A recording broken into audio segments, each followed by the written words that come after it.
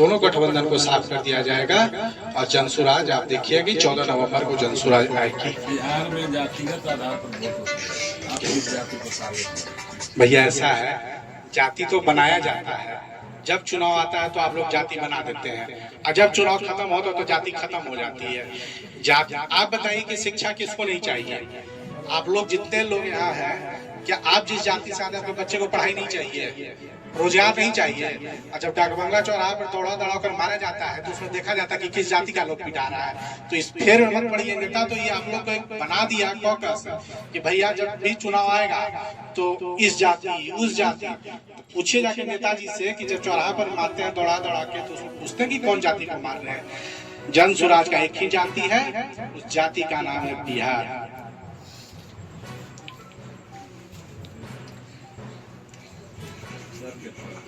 3 साल में लगभग 5000 गांव में पद यात्रा किया और लोगों को जाकर जानने का समस्या समझा कि भाई स्थिति गांव की क्या है, पंचायत की मूल स्थिति, वहां दिक्कत क्या है, परेशानियां क्या है। जो अनुभव जो हमने पिछले 3 साल में प्राप्त किया कि बिहार का ऐसा एक जिला, और मैं जिला में कोई सी प्रखंड के बारे में बोलूं कि जहां की शिक्षा व्यवस्था बहुत दुरुस्त है, जहां का स्वास्थ्य व्यवस्था बहुत बढ़िया हो, या कि जहां का रोजगार मिला हुआ है। आज तक मुझे तो अभी तक पिछले 3 साल में ऐसा देखने को नहीं मिला। बात रही जहानाबाद की, जहां मैं इसी जिला में हमारी जन्म हुई, मेरा कर्म भूमि है, मैं बचपन से ही इसी मिट्टी में खेला हूँ, कूदा हूँ। आप लोग के कितने इसमें साथी जो हैं जिनके साथ मैं बचपन से बड़ा हुआ हूँ, आज वो अवसर आया है कि इसी घर का बेटा, इसी जहानाबाद का बेटा, जिन्होंने पूरे जहानाबाद ही नहीं मगध में, बिहार में एक शिक्षा के क्षेत्र में अलग पहचान बनाया, हजारों लोग को नौकरियां दी, शिक्षा को हर घर में अलग जगाने का काम किया। आज प्रशांत किशोर जी ने, जनसुराज पार्टी ने उन पर भरोसा जताया है। सबसे पहले तो इसके लिए हम पूरे लोगों का आभारी हैं। मैं आपको बता रहा हूं कि जब हम लोग यात्रा शुरू किए तो हमें ये चीज बहुत, जो सबसे बेसिक चीज जो लगा कि शिक्षा का अभाव, रोजगार पलायन जो हम लोग बात करते हैं, वो सिर्फ जहानाबाद में नहीं पूरे बिहार में ये समस्या है। हम इस चीजों से कैसे निपटेंगे, इसका ब्लूप्रिंट पूरे तैयार करके हम जनसुराज ने रखा है कि हमारी सबसे बड़ी प्राथमिकता यही होगी कि जब 14 नवंबर के बाद जब बिहार की व्यवस्था जब बदलेगी तो उसमें जनसुराज का सबसे पहला जो लक्ष्य है कि शिक्षा में कैसे सुधार हो। आने वाले 5 साल 10 साल लगेंगे, बहुत दिन का काई है, छुड़ाने में समय लगता है।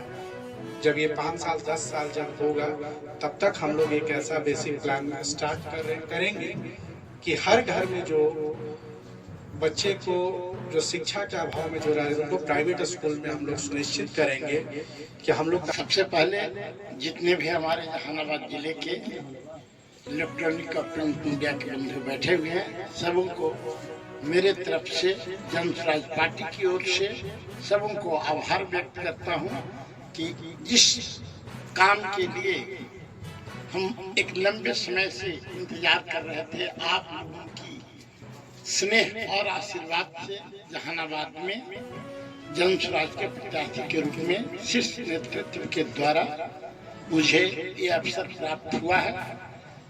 इसके लिए मैं यहाँ के जहानाबाद के लोगों को आभार व्यक्त करते हैं कि सारे लोगों का स्नेह आशीर्वाद मुझे मिला है, और आप सभी लोगों का भी, क्योंकि आप भी जहानाबाद से हैं और जहानाबाद के सारी परिस्थितियों से आप अवगत हैं।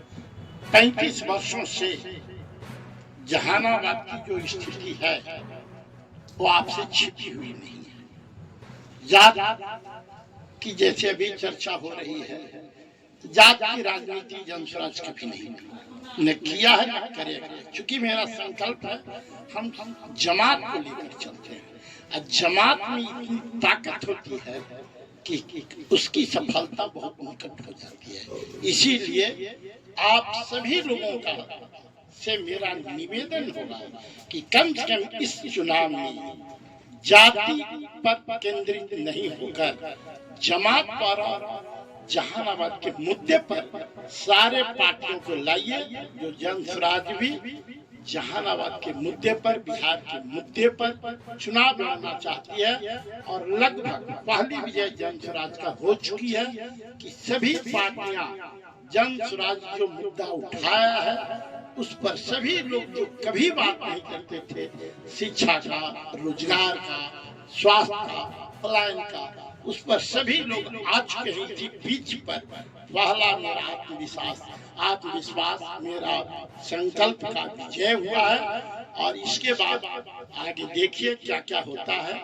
और आप लोग का इसमें सहयोग चाहिए कि मुद्दा साहब किसी भी पूरी परिदृश्य को, चुनाव को भटकने नहीं दिए। ये आप लोग की भी जिम्मेवारी है कि यदि बिहारी आप लोग भी हैं, बिहार का कल्याण चाहते हैं, बिहार का विकास चाहते हैं, बिहार का भविष्य, आने वाले बच्चों का भविष्य को आप उज्जवल देखना चाहते हैं, तो आप लोग भी इस बार का चुनाव मुद्दा पर केंद्रित रखें। क्योंकि आप भी चौथा स्तंभ है, आपकी भी जिम्मेवारी है जितनी मेरी जिम्मेवारी है। सर, अगर जहानाबाद के लोग आपको एक बार मौका देते हैं, प्राथमिकता क्या? प्राथमिकता मेरी पहले भी बता चुका हूँ, शिक्षा पहली प्राथमिकता होगी कि यह फंडामेंटल राइट है कि विकास की यदि नमूना देखना चाहते हैं, विकास का परिदृश्य देखना चाहते हैं, तो शिक्षा के बिना आप कुछ नहीं कर सकते हैं। इसलिए शिक्षा फर्स्ट प्रायोरिटी है, उसके बाद रोजगार, तब पलायन की बात। कैसे दोनों यदि दुरुस्त हो जाता है तो पलायन भी स्वतः इसमें कंधा लगा देता है, और उसकी रोजगार मिलता तो पलायन कम हो जाएगा। गठबंधन के बीच आप अपने को कहाँ है दो गठबंधन? तीसरी गठबंधन नहीं है, तीसरी एक पार्टी जाना पड़ा।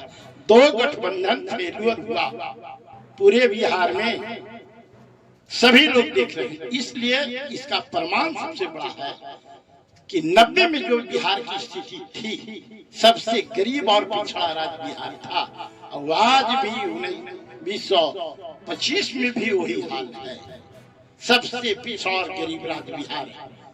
कभी आप लोग भी पूछा कीजिए कि सबसे पिछड़ा और गरीब राज्य बिहार क्यों, पलायन कब बंद होगा? तो यह सबसे बड़ा तीसरी आवश्यकता है। आपको भी यदि कोई चैनल में काम करते हैं और वहाँ आपका भविष्य दिखाई नहीं पड़ता, तो तीसरा रास्ता खोजते हैं। बिहार की आम जनता कराह रही है, त्रस्त हो चुकी है, आहें आ रही है, अंधकार ही अंधकार दिखाई पड़े। उसी बीच एक उम्मीद की किरण दिखाई पड़ी है जनस्वराज, हमारे सूत्रधार जनस्वराज के शांति स्वरूप जैसे एक पढ़ा लिखा और विजनरी व्यक्ति जो एक बिहारी के गौरव पूरे देश में अपनी पहचान बनाया है, अपनी बुद्धि की। लोग कहते हैं कि बिहारी बहुत ही दूसरे दृष्टि से देखते हैं, लेकिन एक बिहारी सब पर भारी नारा लगाते हैं। इन्होंने करके दिखाया है कि एक बिहारी की रणनीति क्या होती है, उसकी बुद्धि की ताकत क्या होती है। तो उसी बिहारी आपके बिहार के बदलाव के लिए कंधा लगाया है। इसलिए इस बदलाव में हम सभी पूरे बिहारियों से, सभी दलों से निवेदन करते हैं, आग्रह करते हैं, सारे चैनलों से भी कि इस बदलाव में अपना शरीक होइए। तो 35 साल से जो स्थिति बिहार का बदतर बनी हुई है, बदहाल है, जैसे शैक्षणिक व्यवस्था, स्वास्थ्य की व्यवस्था, रोजगार की व्यवस्था, पूंजी जो चरमरा गई है बिहार की, सब कुछ है बिहार में, लेकिन इसके पीछे क्या कारण है, नेता इसका जवाब नहीं दे रहे हैं। इसीलिए जनस्वराज को आना पड़ा और प्रशांत किशोर को इस लड़ाई में आगे बढ़कर कमान संभाल लिया। और यह केवल प्रशांत किशोर की लड़ाई नहीं है, यहाँ लाखों नौजवानों का भविष्य की एक बहुत बड़ी लड़ाई है। जो त्रस्त है, जहाँ किसान त्रस्त है, मजदूर त्रस्त है, आम जनता त्राहिमाम कर रहा है, सभी के भविष्य को बचाना है, तो एक तीसरे मोर्चे के रूप में उभर कर आया है जन स्वराज। और पूर्ण विश्वास के साथ आप लोग को कहता हूँ कि 14